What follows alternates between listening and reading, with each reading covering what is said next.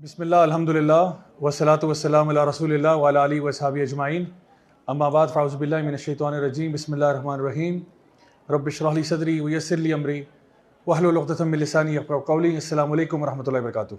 آج جس موضوع پر ہم بات کریں گے وہ سورہ الانعام کی کچھ آیات ہیں، اور آج جو ہے وہ چھٹا پارہ اور ساتواں پارہ اس کو ہم لوگ آپس میں جوائن کر رہے ہیں۔ تو یہاں پہ جو آیت ہمارے سامنے آج ہے سورہ الانعام کی آیت نمبر 82 ہے، جس میں اللہ رب العزت ارشاد فرماتے ہیں الذین آمنوا ولم یلبسوا ایمانہم بظلم اولئک لہم الامن وہم مہتدون، کہ وہ لوگ جو ایمان لاتے ہیں اور اپنے ایمان کو کنفیوز نہیں کرتے، مکس نہیں کرتے ظلم کے ساتھ، یعنی ظلم سے یہاں مراد شرک ہے، کیونکہ اللہ تعالیٰ فرماتے ہیں ان الشرک لظلم عظیم، سب سے بڑا جو ظلم ہے وہ شرک ہے۔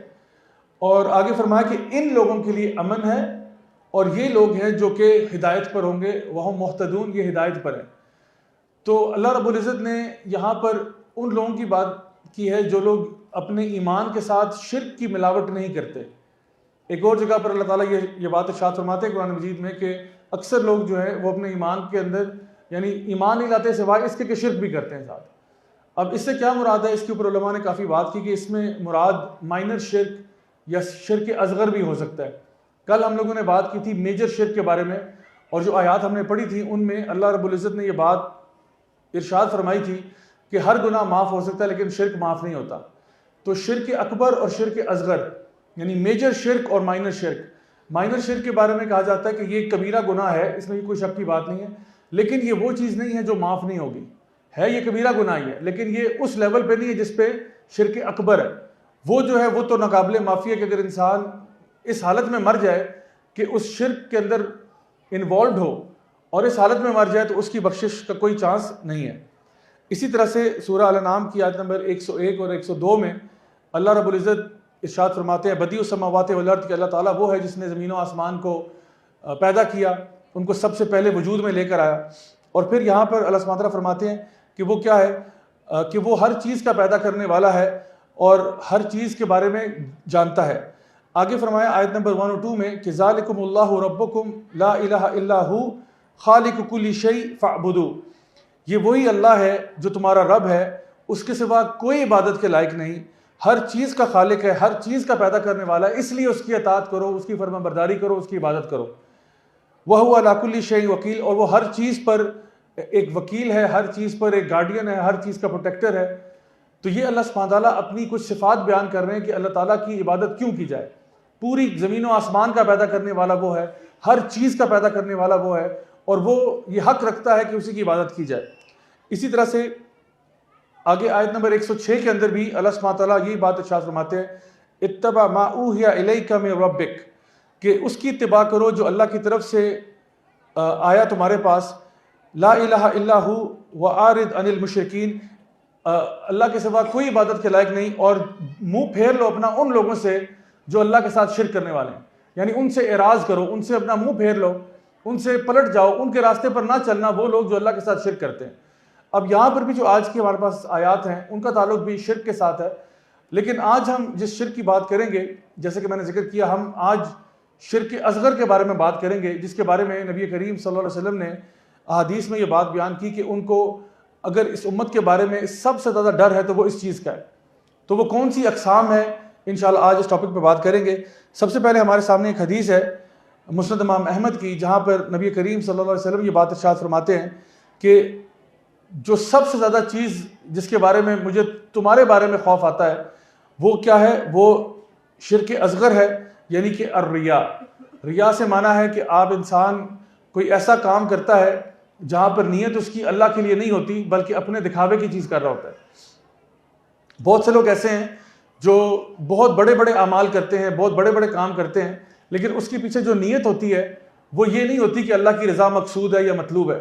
اس کے پیچھے مقصد یہ ہوتا ہے کہ بھئی میری تھوڑی سی واہ واہ ہو جائے گی، میری تھوڑی سی لوگوں کے اندر پاپولیرٹی بڑھ جائے گی، مجھے تھوڑے سے لوگ جو ہے سراہنا شروع کر دیں گے، تو اس کی وجہ سے نبی فرما رہے ہیں کہ مجھے اس کا زیادہ ڈر ہے۔ حالانکہ شرک اکبر تو جو ہے وہ تو انسان کو دائرہ اسلام سے باہر نکال دیتا ہے، لیکن شرک اصغر کے بارے میں کہا ایک اور حدیث میں کہ یہ ایسا ہے جیسے کہ اندھیری رات میں کالے پتھر پہ کالی چونٹی کی نما ہے، کہ جس کا پتہ ہی نہیں چلتا کہ کب آپ کے ساتھ داخل ہوا اور کب نہیں ہوا۔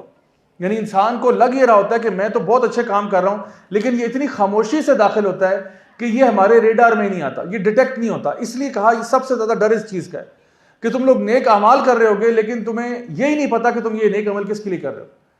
اچھا اب یہ میری بات ذرا غور سے سن لیجیے گا کہ ایک ہوتا ہے کہ ایک انسان اچھا کام کرتا ہے تعریف سننے کے لیے، ایک انسان اچھا کام کرتا ہے تعریف سننے کے لیے، ایک ہوتا ہے ایک انسان اچھا کام کرتا ہے اور اس کی تعریف ہو جاتی ہے. دونوں میں بہت فرق ہے. اچھا یہ بھی ایک اصول ہے انسان کی نفسیاتی یعنی آپ کے لیے کیپیبلٹی کے اندر یہ بات آتی ہے کہ ہر انسان چاہتا ہے کہ اس کی تعریف ہو، اس میں کوئی شک کی بات نہیں. ہم کوئی بھی کام کرتے ہیں ہم چاہتے ہیں لوگ اپریشیٹ کریں کہ بھائی ماشاءاللہ آپ نے بڑا اچھا کام کیا. کوئی بندہ آرکیٹیکٹ ہے، بلڈنگ بناتا ہے تو کہتے ہیں یار ماشاءاللہ یار آپ نے کمال کام کر دیا. گھر میں کوئی خاتون ہے کھانا پکاتی ہیں، گھر والے تعریف کرتے ہیں کہ ماشاءاللہ جی آپ کے ہاتھ میں بہت لذت ہے، آج تو افطاری بہت ہی کمال بنی ہے، پسند آتا، اچھا لگتا ہے. اسی طرح سے کوئی شخص جو ہے وہ اچھے کپڑے پہن کے تیار ہوتا ہے، کوئی کہتا ہے یار آج تو بڑے اسمارٹ لگ رہے ہو، تو اچھا لگتا ہے. لیکن اللہ تعالیٰ کی جو عبادت ہے اس کے معاملے میں بھی ہو سکتا ہے کہ آپ نے عبادت کی. ایک مثال کے طور پہ ایک شخص صبح فجر کی نماز کے لیے اپنے گھر سے نکلا، پیدل جا رہا تھا مسجد کی طرف. راستے میں اس کا ایک دوست جو ہے وہ اپوزٹ سائڈ سے گاڑی میں گزرا اور اس نے اس کو جو ہے نا مسجد جاتے ہوئے دیکھ لیا. تو اس نے اس کو اگلے دن کہا کہ یار آپ آج صبح میں نے آپ کو دیکھا تھا، آپ فجر کی نماز کے لیے جا رہے تھے، یار آپ ماشاءاللہ بڑے نیک ہو. اچھا اب اس کو خوشی ہوئی کہ ماشاءاللہ میری نیکی جو ہے وہ ذرا پبلک ہوگی. لیکن اب اس چیز میں اور اس چیز میں کہ آپ کوئی بھی نیکی کا کام کرتے ہو اس نیت کے ساتھ کہ میری تعریف ہوگی تو کروں گا ورنہ میں نہیں کروں گا. بات سمجھ میں آ رہی ہے آپ کو؟ یعنی ایک انسان کہتا ہے کہ جی مثال کے طور پہ میں نیکی کرتا ہوں، جب تک لوگ تعریفیں کر رہے ہیں تب تک نیکی جاری ہے. جیسے ہی کوئی کرٹیسزم آیا تو اس نے کہا بھئی یہ تھینک لیس جاب ہے، یہ میں نہیں کرتا. یہاں پہ پرابلم ہے. تو نیکی کرتے رہنا چاہیے. اب دیکھیں ہم لوگ کوئی لیکچر دیتے ہیں، کوئی ٹاک دیتے ہیں، لوگ اپریشیٹ کریں الحمدللہ، نہیں بھی کرتے تو بھی کوئی ٹینشن نہیں ہے، بلکہ نہ اپریشیٹ کرنے پہ اجر زیادہ ہے. کیونکہ ہم لوگوں کی جو بھی باتیں ہیں وہ سننی پڑتی ہیں، سہنی پڑتی ہیں، اس کے اوپر برداشت بھی کرنا پڑتا ہے اور اس کے اوپر اپنے آپ کو ذرا مضبوط بھی رکھنا پڑتا ہے کہ چلو کوئی بات نہیں یار، یہ تو ہم کس کھیت کی مولی ہیں. نبی کریم صلی اللہ علیہ وسلم کو جب لوگوں نے نہیں چھوڑا، حالانکہ ان سے اچھا کوئی دین کا دائی نہیں تھا، ان سے اچھا کوئی مبلغ نہیں تھا، ان سے اچھا کوئی کسی کا بیان نہیں تھا، لیکن اگر ان کو بھی طائف میں پتھر پڑ سکتے تو ہم کس کھیت کی مولی ہیں کہ ہمیں کسی نے چار باتیں اگر کہہ دیں تو ہم وہ جو ہے مائنڈ کر کے بیٹھ جائیں کہ بھائی دیکھو یہ تو اب دین کی دعوت میں تو یہ سب کچھ سہنا پڑ رہا ہے، تو چھوڑو یار یہ کام ہی نہیں کرتے، کوئی اور کام کرتے ہیں. یا آپ نے اللہ کے لیے مسجد بنانا شروع کی، مسجد بنانا شروع کی، کسی نے آ کے اس میں سے کیڑا نکالنا شروع کر دیا، نہیں جی یہ فلانے ہیں، ان کا پیسہ حرام کا ہے. اب آپ کو پتا ہے آپ کا پیسہ حرام کا نہیں ہے، لیکن آپ کو شدید کرٹیسزم کا سامنا کرنا پڑا، اور انہی لوگوں سے جن کے محلے میں آپ مسجد بنا رہے ہیں. آپ کہتے ہیں چھوڑو پر ہے یار، بھاڑ میں کہ جائیں یہ سارے، میں نہیں بناتا مسجد. یہاں پرابلم ہے. اس کا مطلب ہے اب آپ کے اندر ریا آ گئی ہے. آپ اللہ کے لیے نہیں کر رہے تھے. اگر اللہ کے لیے کر رہے ہوتے آپ کہتے ہیں یار یہ پروجیکٹ کمپلیٹ ہو کے رہے گا، چاہے ان کو پسند آئے یا نہ آئے، اللہ جانتا ہے کہ میں کیوں کر رہا ہوں اور اللہ گواہ ہے میرے اوپر. تو ہر کام جو نیکی کا آپ نے کرنا ہے، آپ نے اس میں اس لیے کرنا ہے کہ اللہ تعالیٰ مجھ سے قبول کر لے. اس پروسیس کے بیچ میں تعریف ہو جائے الحمدللہ، نہیں ہوتی کوئی ٹینشن نہیں. اور نہ ہی ہم اس تعریف کے پیچھے بھاگتے ہیں کہ ان جگہوں پہ جاؤں گا جہاں تعریف ہوگی، جہاں پہ تعریف نہیں ہو رہی وہاں میں نے جانا ہی نہیں ہے. مثال کے طور پہ میں اگر کسی لیکچر پہ جاتا ہوں نا اور وہاں پہ دو بندے بیٹھے ہوں، اگر میں کہتا ہوں کہ بھئی مجھے پروٹوکول نہیں دیا، میری عزت نہیں ہوئی، میرا احترام نہیں ہوا، میرا ٹائم ضائع ہوا، اس کا مطلب ہے میرے ساتھ پرابلم ہے. سیدھی سی بات ہے، اس کا مطلب ہے میرے ساتھ پرابلم ہے. بھائی ایک بندہ بیٹھا ہو یا کوئی بھی نہ بیٹھا ہو، اللہ تعالیٰ تو قبول فرما لیتا ہے نا آپ سے. مجھے ایک یہیں پہ اسلام آباد میں ایک بہت بڑی یونیورسٹی ہے، انہوں نے انوائٹ کیا، اور وہ جو انویٹیشن تھا وہ تقریباً 1 مہینہ پہلے سے آیا ہوا تھا، 1 مہینہ پہلے سے، کہ جی یہاں پہ آپ کی ٹاک ہے، یہاں پہ ٹاک ہے، ہائپ کریٹ ہوئی ہوئی ہے، پوسٹر لگ گئے، یہ ہو گیا وہ ہو گیا، سارا کچھ 1 مہینے سے ایڈورٹیزمنٹ چل رہی ہے. اور وہ لوگ ریڈی ہیں کہ جی بہت میگا ایونٹ ہے، آڈیٹوریم پورا بک ہو گیا، سارا کچھ ہو گیا. جس دن ایونٹ ہونا تھا اس دن کوئی یہ جلسہ جلوس ہو گیا اور سڑکیں بند ہو گئی. مجھے لٹرلی میری ٹاک جو تھی نا وہ ظہر کی نماز کے فوراً بعد تھی، 2 بجے کا ٹائم تھا. تو انہوں نے کہا تھا 2 بجے آپ کی ٹاک ٹائم شروع ہوگا اور آپ نے تقریباً 4 بجے تک جانا ہے. اچھا اب وہ جب میں نے 12 بجے مجھے فون آ رہا ہے ان کا، سر وہ ایونٹ آج نہیں ہو رہا. میں نے کہا بھائی کیا ہو گیا؟ کہ سر وہ آپ کو پتہ ہے وہ جلسے کی وجہ سے جو ہے نا ہڑتال ہوگی، کنٹینر ڈل رہے ہیں، تو وہ ساری بسیں روانہ ہو رہی ہیں، تو آج اسکول آف ہو گیا اور کل بھی آف رہے گا، تو انفارچونیٹلی وہ ایونٹ نہیں ہو سکتا. تو بہت بہت شکریہ آپ کا. اچھا اب میں نے کیا کیا؟ میں نے کہا چلیں الحمدللہ قدر اللہ و ما شاء فعل، جو اللہ نے چاہا وہی ہوا. میں سیدھا بیٹھا اپنے موٹر سائیکل پہ اور پورے اسلام آباد 2 گھنٹے سیر کرتا رہا. اور میں یہ سوچتا رہا کہ یہ سارا کا سارا میرے لیے اجر لکھا جا رہا ہے. کیوں؟ کیونکہ اللہ جانتا ہے کہ میری نیت کیا تھی وہاں جانے کی. تو وہ تو میرا ریکارڈ لکھ دیا نا اللہ نے. اللہ جہاں تک اللہ کا معاملہ ہے اور میرا معاملہ ہے, اللہ میرے نامہ اعمال میں یہ لکھ چکا ہے. اب میں موٹر سائیکل چلاؤں, میں جا کے ببل گم کھاؤں, میں پاپ کارنس کھاؤں جا کے, کچھ فرق نہیں پڑتا, میرے اکاؤنٹ میں اجر آ گیا, مجھے ٹینشن لینے کی ضرورت ہی نہیں ہے. اب میں کہوں نہیں آپ نے کیا کیا, میرا وقت برباد کر دیا, میرا ٹائم بڑا قیمتی ہے, اللہ نے مجھے ڈے آف دے دیا, 2 گھنٹے میرے وہاں بک ہوئے تھے, وہ ٹائم سلاٹ خالی ہو گیا, اب چلاؤ موٹر سائیکل, کوئی مسئلہ نہیں. تو الحمدللہ ہمیشہ فوکس اس بات پہ رکھیں کہ اگر تو میں اللہ کی رضا کے لیے کر رہا تھا تو کوئی بھی سرکمسٹانس ہو جاتا ہے تو آپ کوئی ٹینشن نہیں لیں اس کے بارے میں. ہمیشہ فوکس اس بات پہ ہے کہ اللہ تعالیٰ بس ہم سے قبول فرما لے جو بھی ہم کوششیں اور کاوشیں کر رہے ہیں. تو یہ جو شرک اصغر ہے, شرک خفی بھی کہا جاتا ہے اس کو, یہ وہ چھپا ہوا شرک ہے, نظر نہیں آتا, عام طور پہ نظر نہیں آتا. ویسے تو شرک اکبر تو نظر آ رہا ہوتا ہے نا, بندہ کسی کے آگے سجدے کر رہا ہے, غیر اللہ سے دعا کر رہا ہے, وہ تو پتہ چل رہا ہوتا ہے, لیکن یہ پتہ نہیں چلتا کہ انسان نے اپنے نفس کو خدا بنایا ہوتا ہے. جو کام کر رہا ہوتا ہے وہ اپنے لیے کر رہا ہوتا ہے. ایک ہمارے ساتھی تھے, انہوں نے ایک جگہ پر ایونٹ تھا, کافی پہلے کی بات ہے, تو انہوں نے اس ایونٹ کے اوپر یہ کہا کہ بہت سارے انٹرنیشنل اسپیکرز آئے ہوئے تھے, تو انہوں نے کہا, اصل میں اینڈ میں کیا ہوا کہ جب ایونٹ ختم ہو گیا نا تو بہت سارے لوگوں نے مل کے ان کے ساتھ تصویریں کھنچوانا شروع کر دی. تو یہ بھائی بڑے تھے تو محنتی, لیکن یہ کہیں اس ٹائم پہ مصروف تھے, کسی ڈیوٹی پہ تھے, تو ان کی تصویر نہیں کھینچی انٹرنیشنل اسپیکرز کے ساتھ. تو انہوں نے آ کے نا کہا کہ بھئی میں آئندہ کام نہیں کروں گا. کیوں نہیں کروں گا؟ کہ انہوں نے کہا کہ اگر سارا کام ہم کریں, ساری محنت ہم کریں اور ساری سیلفیاں وہ کھنچوا کے چلے گئے تو میں یہ کام نہیں کرتا, یہ ایک تھینک لیس جاب ہے, یہاں پہ قدر نہیں ہے انسان کی. اب اس کا مطلب یہ ہے کہ آپ تھینکس کس سے ڈھونڈ رہے تھے؟ اللہ سے نہیں, بندے سے تھینکس ڈھونڈ رہے تھے. آپ نے کہا میں کام کرتا تھا اس لیے کہ مجھے انٹرنیشنل اسپیکرز کے ساتھ تھوڑا سا ٹائم مل جاتا, تصویر کھنچوا لیتا, کیونکہ اب دوسروں نے جو ہے نا تصویریں کھنچوا لی ہیں, اس لیے اب میں کام نہیں کرتا. اس کا مطلب ہے آپ کی اللہ سے اجر کی امید نہیں تھی, امید آپ کی ان اسپیکر سے تھی. یہاں پہ نا یہ ایسا شرک ہے, پتہ بھی نہیں چلتا کب آیا کب گیا, نہیں معلوم ہوتا. اسی طرح سے کچھ اور شرک کی اقسام جو مائنر شرک میں آتی ہیں, کچھ اس میں میجر بھی ہیں لیکن یہ اکثر ان میں سے مائنر ہے. ایک ہے اللہ کے علاوہ کسی اور کی قسم کھانا, یعنی قسم صرف اللہ کی کھائی جاتی ہے. اللہ کی قسم کھا لی, اللہ کی صفات کی قسم کھا لی, ٹھیک ہے, قرآن بھی اللہ کا کلام ہے, اسی قسم کھائی جا سکتی ہے. لیکن یہ کہنا کہ تمہارے سر کی قسم اور ماں باپ کی قسم اور فلانے کی قسم, یہ قسم کھانا جائز نہیں ہے. تو یہ بھی مائنر شرک میں آتا ہے کہ کسی اللہ کے علاوہ کسی اور کی, یعنی نبی کریم صلی اللہ علیہ وسلم کہا کرتے تھے اس ذات کی قسم جس کے ہاتھ میں میری جان ہے, یا الرحمن کی قسم, یا اللہ کی قسم, اس طرح کر کے اللہ کی قسمیں کھائی جاتی ہیں. تو کسی اور کی قسم کھانا یہ ٹھیک نہیں ہے. پھر ایک اور بہت بڑا مسئلہ, نبی کریم صلی اللہ علیہ وسلم کی ایک حدیث ہے, آپ نے فرمایا کہ جس نے بھی کوئی ایمولیٹ پہنا یا تعویذ پہنا اس نے ایک قسم کا شرک کیا. اب یہ تعویذ جو ہیں اس میں ایک بہت لمبی ڈسکشن ہے کہ کون سا صحیح ہے کون سا غلط ہے. بہرحال میں آپ کو ان سمری یہ بتا رہا ہوں کہ 2023 میں کوئی تعویذ آپ نہ پہنیں. اس کی وجہ یہ ہے کہ آج کل کسی کو ٹرسٹ کرنا جو ہے وہ پاسبل نہیں ہے. میں نے تھاؤزنڈز آف تعویذ کھولے ہوئے ہیں, تھاؤزنڈز کی تعداد میں لوگوں کے تعویذ کھولے ہیں, مجھے آج تک کوئی خیر کی چیز اندر سے برآمد نہیں ہوئی. یہ کیا ہوتا ہے؟ یہ جادو ٹونے کا ایک طریقہ کار ہوتا ہے. اندر نمبر لکھے ہوتے ہیں, زائچے بنے ہوتے ہیں, اگر اللہ معاف کرے قرآن کی آیات بھی ہیں تو وہ کسی بہت ہی غلیظ لکوڈ سے لکھی ہوئی ہیں, بہت ہی غلیظ لکوڈ سے, کیونکہ یہ جادو کی پریکٹس کے اندر آتا ہے. اور اکثر یہ جوئش فارم آف قبالہ میجک جو ہے اس کے تعویذ ہوتے ہیں. تو تعویذ کی بھی اقسام میں یا تو وہ مثال کے طور پہ کسی پراپر جادوگر کا تعویذ ہوگا جس میں اس نے باقاعدہ میجک کیا ہوگا, یا پھر کوئی فراڈیا ہوگا جس نے آپ کو کسی, جس طرح کہ میں نے ایک تعویذ کھولا اس میں میزان بناسپتی گھی کا اشتہار تھا اندر, لیکن ہوتا ہر چیز میزان میں اچھی لگتی ہے. تو میں نے کہا یہ اللہ کا بندہ گلے میں ڈال کے گھوم رہا تھا, 2 سال ہو گئے بیچارہ اس تعویذ کو, کہتا اس کو یہ کہا گیا تھا یہ پہن کے پھر شفا ہوگی انشاءاللہ. تو کچھ اس طرح کے فراڈی ہوتے ہیں, وہ کچھ پروگرام بھی آتے ہیں ٹی وی پہ, وہ سر عام وغیرہ, اس میں وہ ایکسپوز بھی کرتے رہتے ہیں اس قسم کے فراڈیے جو ہوتے ہیں. ایک پیر بابا کا دکھایا انہوں نے اسی پروگرام میں, کسی پیر بابا صاحب وہ کسی گاؤں میں بیٹھتے ہیں, تو انہوں نے کہا کہ جی وہ پیر صاحب جب سر پہ ہاتھ پھیرتے ہیں تو اندر سے روحانیت محسوس ہوتی ہے. پیر صاحب جب سر پہ ہاتھ پھیرتے ہیں تو ایک روحانیت سی جو ہے نا محسوس ہوتی ہے. پتہ چلا وہ 12 وولٹ کی بیٹری لگی ہوئی تھی ان کے ہاتھ کے ساتھ, تو وہ جو بجلی کا کرنٹ دوڑ رہا تھا نا اس کو آپ روحانیت کہہ رہے ہیں, روحانیت محسوس ہو رہی ہے بہت زیادہ.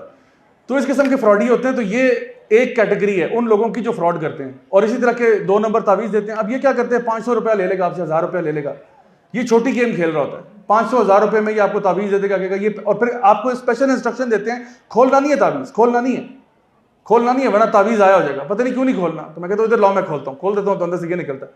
اچھا, یا پھر وہ جو جادو کرنے والے ہوتے ہیں وہ کیا کرتے ہیں کہ وہ تعویذ پھر بہت گندے قسم کے تعویذ بناتے ہیں جس میں جادو ہوتا ہے اور شیاطین کے نام لکھے ہوتے ہیں اور قرآن کی آیات جو ہے وہ کسی غلیظ لکوڈ سے لکھی ہوتی ہیں, خون سے لکھی ہوتی ہیں, اللہ معاف کرے, اور اس سے بھی ورس. تو وہ چیزیں پھر ہمیں ضائع کرنی پڑتی ہیں. تو ایک جو نکلتی ہے شاید گنجائش, یعنی بعض علماء نے کہا کہ جی قرآن والا تعویذ پہنا جا سکتا ہے, لیکن اس کی بھی میں سمجھتا ہوں آج ضرورت نہیں ہے, کیونکہ اصل میں جو نبی کریم صلی اللہ علیہ وسلم کا طریقہ ہے وہ سب سے بہترین ہے, اور وہ یہ ہے کہ قرآن مجید تلاوت کے لیے ہے, قرآن مجید ٹانگنے کے لیے نہیں ہے. قرآن مجید اللہ تعالیٰ نے فرمایا کہ وَرَتِّلِ الْقُرْآنَ تَرْتِیلًا, قرآن کی تلاوت کرو اچھے انداز میں. قرآن تمہارے لیے ہدی و شفا و رحمت, تمہارے لیے ہدایت ہے, شفا ہے, رحمت اللہ کی طرف سے. تو قرآن کی تلاوت کرنی چاہیے, ورنہ آسان طریقہ تو یہ ہوتا کہ ایک تو وہ چھوٹے چھوٹے قرآن بھی مل جاتے ہیں, لوگوں نے بڑے بڑے جو ہے نا قرآن مائکرو کاپی کرا کے بھی بنائے ہوتے ہیں, تو وہ قرآن آپ ٹانگ لیں تو پھر شفا ہو جائے گی. یعنی بجائے ایک آیت لکھنے کے پورا قرآن ہی لے کے پھریں, یا اور بہتر چاہیں تو آپ USB لے لیں ہمارے اسٹال سے پورے قرآن والی, اس میں پورا قرآن بھی ہوگا, ترجمہ قرآن بھی ہوگا, تفسیر بھی ہوگی, یہ والا لیکچر بھی ہوگا خاص طور پہ تبرک کے لیے. تو وہ USB گلے میں ڈال کے 8 GB کی گھوم رہے ہیں آپ اور کہہ رہے ہیں انشاءاللہ الرحمن یہ تو یوتھ کلب سرٹیفائڈ USB ہے. قرآن و حدیث کا پورا ذخیرہ بھی موجود ہے, اور یہ لیکچر جو ہم نے تراویح تفسیر میں اٹینڈ کیے ہیں پورے لیکچر بھی شامل ہیں. تو لیکن میں بتاؤں سب سے پہلے مسئلہ آپ ہی کے ساتھ ہوگا, جو یہ USB پہن کے پھیرے گا نا سب سے پہلے پرابلم اس کے ساتھ ہوگا. تو اس قسم کی چیزیں جو ہے نا توکل اللہ کی ذات پہ ہے, USB بھی توکل نہیں ہے, یا کوئی چیز جو گلے میں ٹانگی ہوئی ہے اس پہ توکل نہیں ہے. تو اس لیے کوئی کسی قسم کا بھی تعویذ وغیرہ ہو اس کو جو ہے نا آپ سب سے پہلے دور کریں, اور جو مسنون اذکار اور دعائیں ہیں ان کی طرف جائیں. ہمیں نبی کریم صلی اللہ علیہ وسلم نے بتایا آیت الکرسی رات کو پڑھ کے سونا چاہیے, آخری 2 آیات سورۃ البقرہ کی وہ پڑھ کے سونا چاہیے. نبی کریم صلی اللہ علیہ وسلم قل اللہ احد, قل اعوذ برب الفلق, قل اعوذ برب الناس اپنے ہاتھوں پہ پڑھ کے پھونکتے.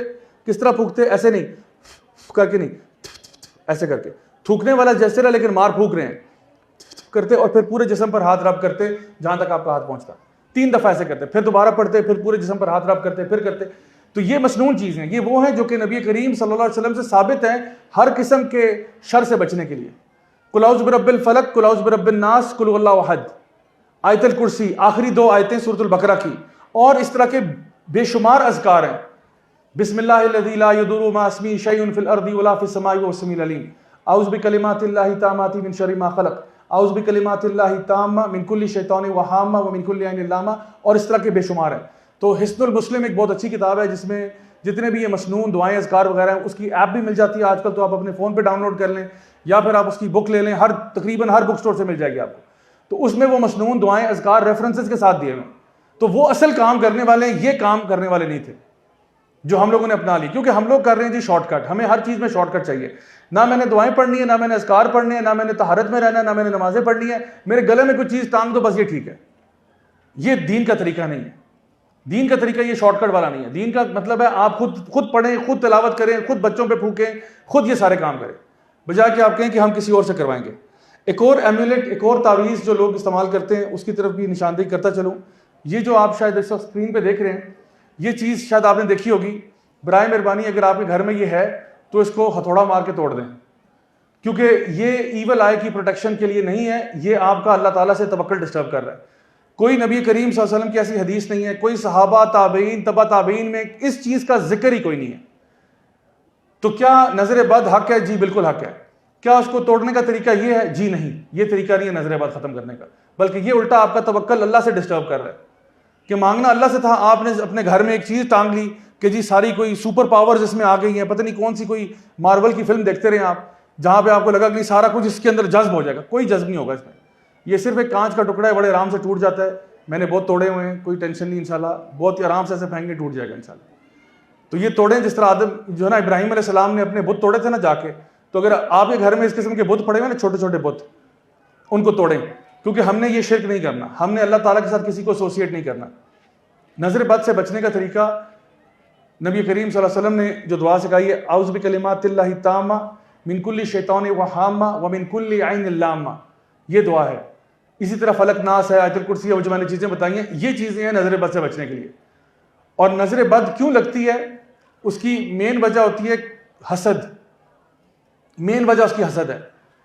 اور علماء اس کے بارے میں بیان کرتے ہیں کہ ایک انسان آپ کے ساتھ جو حسد کرنے والا ہے وہ آپ کو ایک مطلب اس کی مجھے پوری سائنس نہیں پتہ اس کے پیچھے، لیکن بہرحال وہ یہ کہتے ہیں کہ ایک بندہ جو آپ کے ساتھ حسد کرنے والا ہے وہ آپ کو آپ کی چیزوں کو بری نگاہ سے دیکھ رہا ہے، اور وہ بری نگاہ جس کو آج کل ہم لوگ نیگیٹو وائبس کہتے ہیں وہ ٹرانسمٹ کر رہا ہے آپ کی طرف، جس کی وجہ سے آپ کے ساتھ کوئی معاملہ درپیش آ جاتا ہے. اور ہمیں کیسے پتہ چلتا ہے کہ کوئی چیز بری نظر سے ہوئی ہے یا کوئی حادثاتی طور پہ واقعہ ہو گیا؟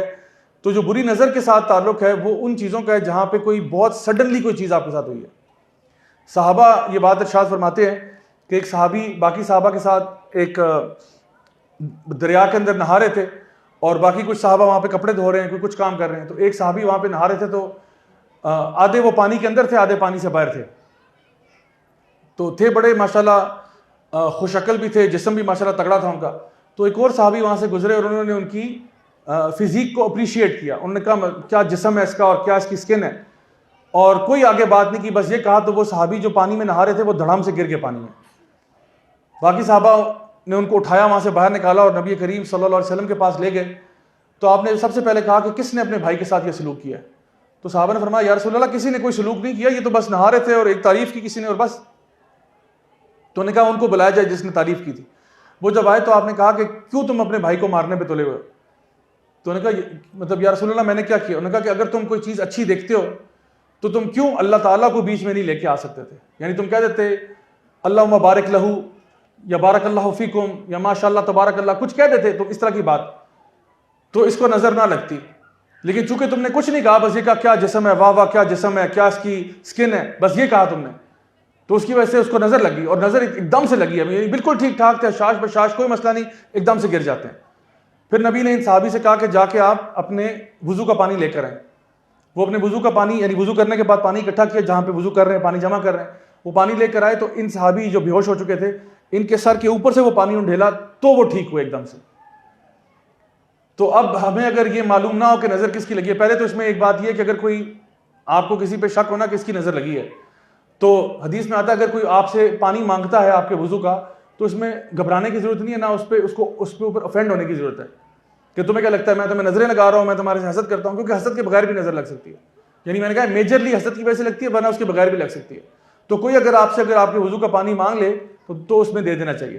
دوسری بات یہ کہ کبھی کبھار ایسا ہوتا ہے ہمیں نہیں پتا کس کی نظر لگی ہے، خاص طور پہ آج کل سوشل میڈیا کے دور میں ہم نے کوئی تصویر اٹھا کے ڈال دی تھی، اس میں بھی احتیاط کرنی چاہیے. ویسے آپس کی بات ہے، تصویر اٹھا کے ڈال دی، اب کیا ہوا نظر لگ گئی، ہمیں نہیں پتا جی وہ 1000 بندے میں سے کس کی لگی ہے.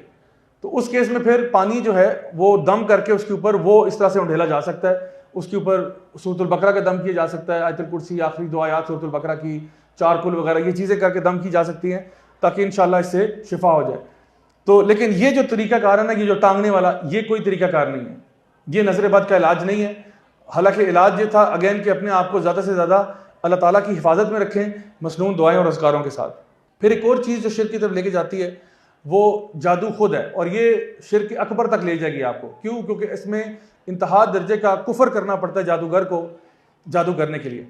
جادو کے بارے میں اللہ تعالیٰ نے قرآن مجید میں سورہ البقرہ میں ارشاد فرمایا کہ بابل میں ہاروت ماروت 2 فرشتے نازل ہوئے تھے لوگوں کے آزمائش کے لیے، اور وہاں پہ جادو سکھایا گیا لوگوں کو جو ہسبینڈ وائف کے بیچ میں سپلٹ کریٹ کرتا تھا.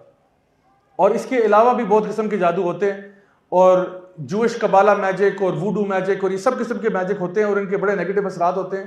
تو جو بندہ بھی اللہ پر توکل چھوڑ کر اس عامل بابوں کے پاس چلا جائے کہ جی مجھے کوئی جادو ٹونا کروانا ہے کسی کے اوپر کہ جی وہ محبوب آپ کے قدموں میں، یا کسی کو دور کروانا ہے کسی اور سے، یا کوئی اور اس قسم کا یہ بنگالی بابا اور عامل بابا اور فلانے یہ جانا ہی آپ کا بہت یعنی ایک شرک اصغر پہ تو پہنچ گیا.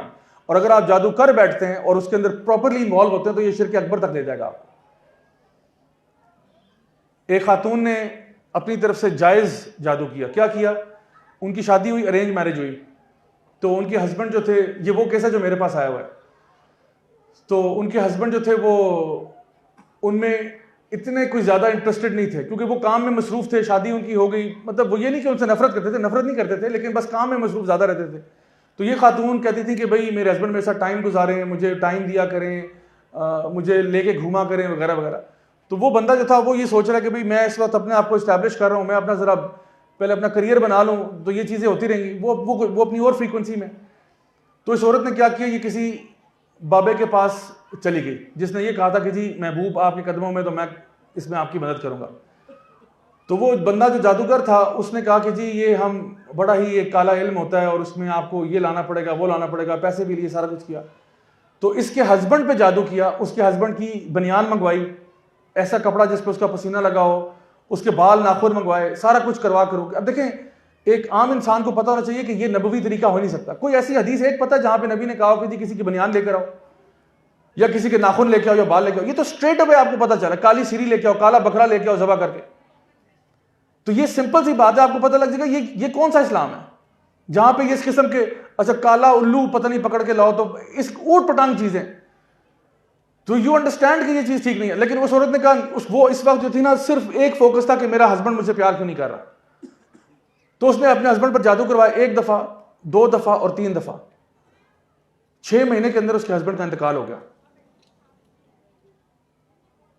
جادو کا اثر ہوا کہ ہسبینڈ تھوڑا سا بہتر ہو رہا ہے, لیکن 6 مہینے میں مر گیا بیچارہ, نہیں ہینڈل کر سکا.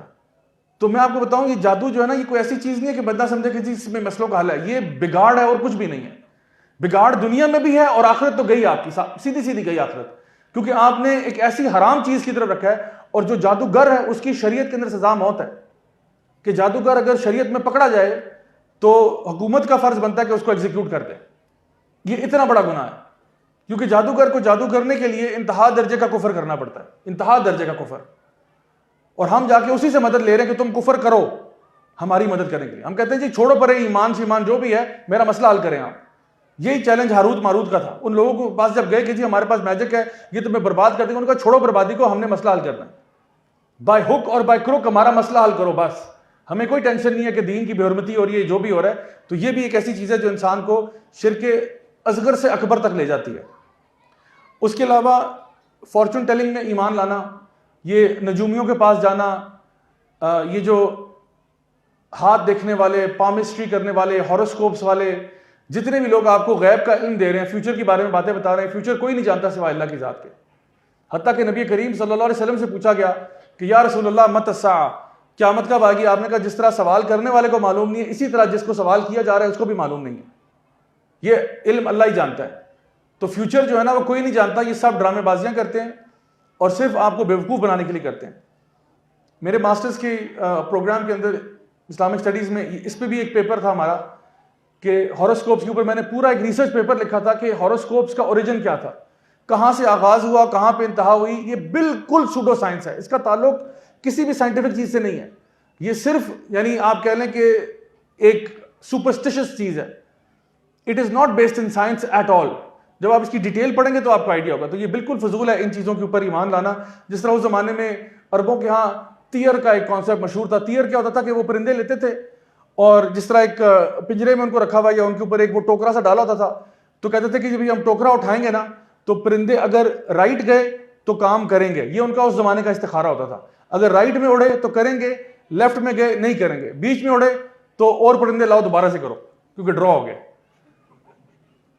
تو یہ وہ کرتے تھے. اب یہ ان کے ہاں یہ دین تھا کہ چلو جی سارے اکٹھے ہو جاؤ, سارے آگے چلو جی پرندوں کے ساتھ اب تیر کرتے.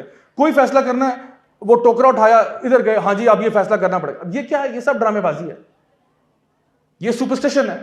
تو وہ اس زمانے میں جو کرتے تھے, آج ہم بڑے سوفسٹیکیٹڈ ہو گئے, ہم بھی وہی سپرسٹیشن کر رہے ہیں, وہی چیزوں پر ہم بھی ایمان لا رہے ہیں.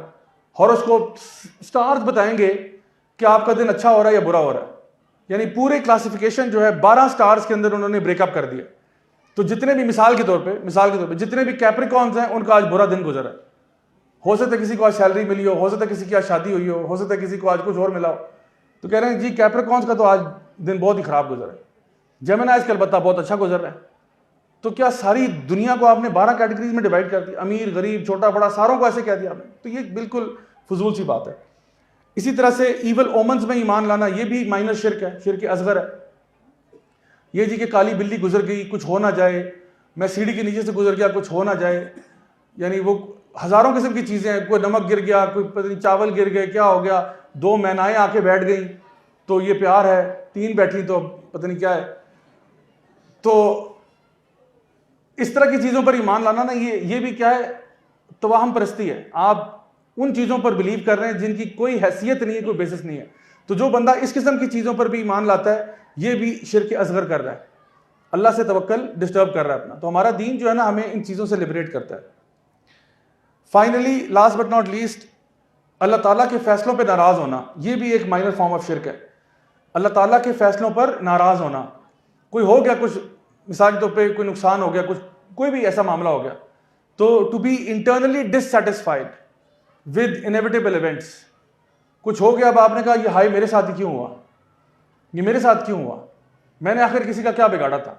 بھئی جو کچھ ہوا اللہ تعالیٰ ہر معاملے میں بہتری کرتا ہے ہماری. اللہ تعالیٰ کو پوری پکچر نظر آ رہی ہوتی ہے اور ہمیں صرف ایک چھوٹا سا پکسل نظر آ رہا ہوتا ہے. یہ ایسی مثال ہے کہ اگر ایک چھوٹا سا بچہ 5-6 سال کا, اس کا باپ اس کو ڈینٹسٹ کے پاس لے کے جاتا ہے, تو بچے کے دانت خراب ہوئے میں وہ ڈینٹسٹ کے پاس لے کے جاتا ہے کہ جی اس کی ٹوتھ ایکسٹریکشن ہوگا یا کوئی روٹ کنال ہوگا. تو بچہ 15 منٹ ڈینٹسٹ کی چیئر میں ہے, اس کو انجیکشن بھی لگا ہے, اس کے اوپر ڈرل بھی لگی ہے, اس کو دانت بھی نکالا گیا, 15 منٹ اذیت میں ہے.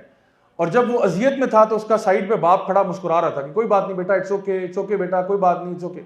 بچے کو لگتا ہے میرا باپ کوئی بہت ہی نیکسٹ لیول کا سیڈسٹ ہے کہ بھئی میں یہاں تکلیف میں ہوں اور یہ کھڑا مسکرا رہا ہے. تو وہ باپ سے ناراض ہو جاتا ہے کہ بھئی میں وہاں پہ تکلیف میں تھا, میرا باپ مسکرا رہا تھا, کہ میرے باپ نے جان بوجھ کر مجھے ڈینٹسٹ کی چیئر میں لٹایا ہے اور کہا کچھ بھی نہیں ہوگا, کچھ بھی نہیں ہوگا, اور مجھے پتا ہے میرے ساتھ کیا ہوا ہے. تو میرے ساتھ تو یہ میرے باپ نے بہت برا کیا, بہت برا کیا میرے ساتھ. 15 منٹ جس اذیت میں تھا میرے باپ کو آئیڈیا بھی نہیں. لیکن کیا یہ باپ نے محبت میں کیا یا نفرت میں کیا بچے کی؟ ظاہری بات ہے یہ باپ کی محبت ہے. کیوں؟ کیونکہ باپ بڑی پکچر کو دیکھ سکتا ہے, بچہ نہیں دیکھ سکتا. بچے کو صرف وہ ڈینٹسٹ کی چیئر ہی نظر آ رہی ہے. باپ دیکھ رہا ہے کہ اگر یہ اس پروسیس سے نہ گزرا نا, اس تکلیف سے نہ گزرا, تو اگلا پورا سال بیچارے کا بہت خراب رہے گا, یہ ہر روز رات کو تکلیف میں ہوگا.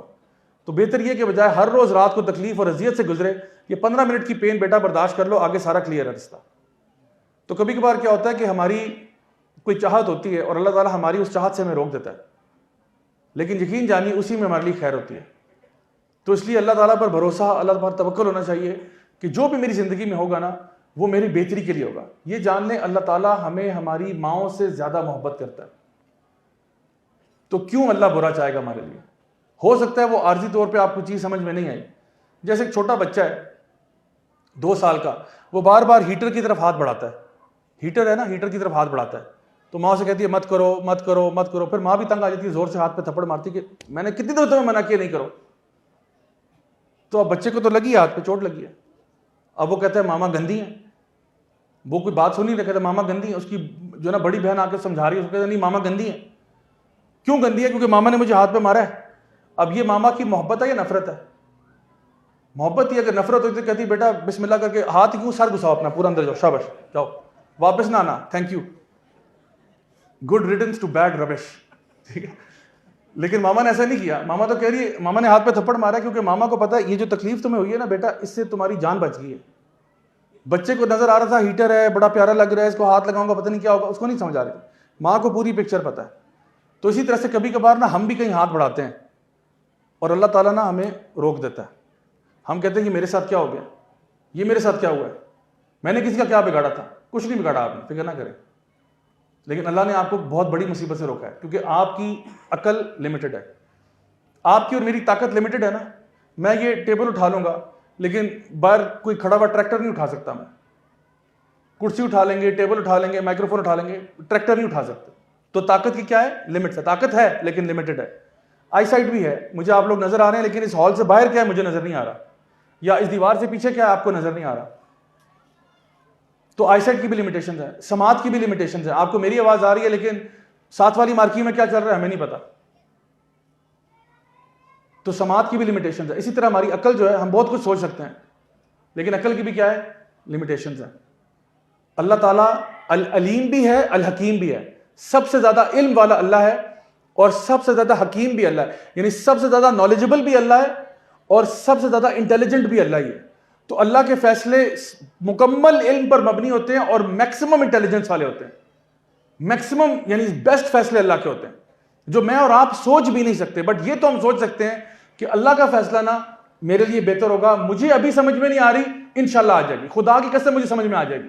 ابھی نہیں آئے گی، 2 سال بعد آ جائے گی، 10 سال بعد آ جائے گی، 15 سال بعد آ جائے گی، لیکن میں یقین دلاتا ہوں سمجھ ضرور آئے گی آپ کو۔ تو اس لیے اللہ تعالیٰ پر بھروسہ کرنا سیکھیں۔ یہ اللہ تعالیٰ کے فیصلوں پر ناراض ہو جانا کہ یہ میرے ساتھ کیا ہو گیا، یہ میرے ساتھ، فکر نہ کریں، اس کا آپ کو کچھ ہی عرصے کے بعد پتہ چل جائے گا کہ وہ فیصلہ کیوں ہوا تھا آپ کے ساتھ، اور پھر آپ اللہ کا شکر ادا کرو گے کہ اللہ تیرا شکر ہے کہ جو ہوا وہ ویسے ہی ہوا جیسا تو چاہتا تھا۔